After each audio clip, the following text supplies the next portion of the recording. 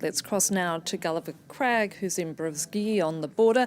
Gulliver, what did the Belarusian leader have to say? Well, this is very much, of course, a PR operation for Alexander Lukashenko.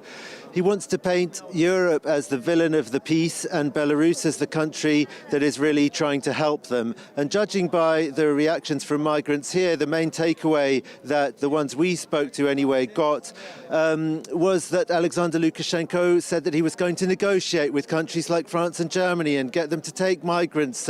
They seem to take away from his speech some kind of hope, which is very disingenuous, really, of Alexander Lukashenko to say that, because the European Union has been united on this, standing with Poland basically in its strong stance against letting the migrants in and condemning the Belarusian regime for sending them this way. But you do get the impression that people here are willing to snatch at any glimmer of hope that they see, and Alexander Lukashenko's visit today seemed clearly intended to give them that. But I remind you that the European Union does not even recognize Alexander Lukashenko as the legitimate president of Belarus following 2020's fraudulent election and the crackdown on protests that ensued. So the idea that they're now going to do a deal with him seems pretty far-fetched, at least at this stage anyway.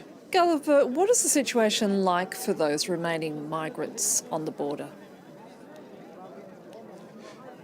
Well, they are housed in the logistics centre behind me. This is a trucking centre, basically. So they've got a warm place to sleep, most of them. They come out into this courtyard where they get free distributions of food, but they told us that there's not enough food. Actually, when we arrived today, there was a huge crowd waiting to get that food, and they said that they waited for a long time before the distribution started in order to be sure of getting some. Somebody else told us, a migrant from Iraq told us that people take more than their fair share and then sell their rations later, so there's a bit of tension about that. There are also distributions of clothing and blankets that happen in this courtyard. By the way that the migrants rush towards them every time they arrive, you definitely get the impression that there's not enough to go round. Another thing that they complain about is that although there's warmth in there, there is not electricity, and they're not able to charge the power banks of their phones, which is really for many migrants the most crucial thing that they have.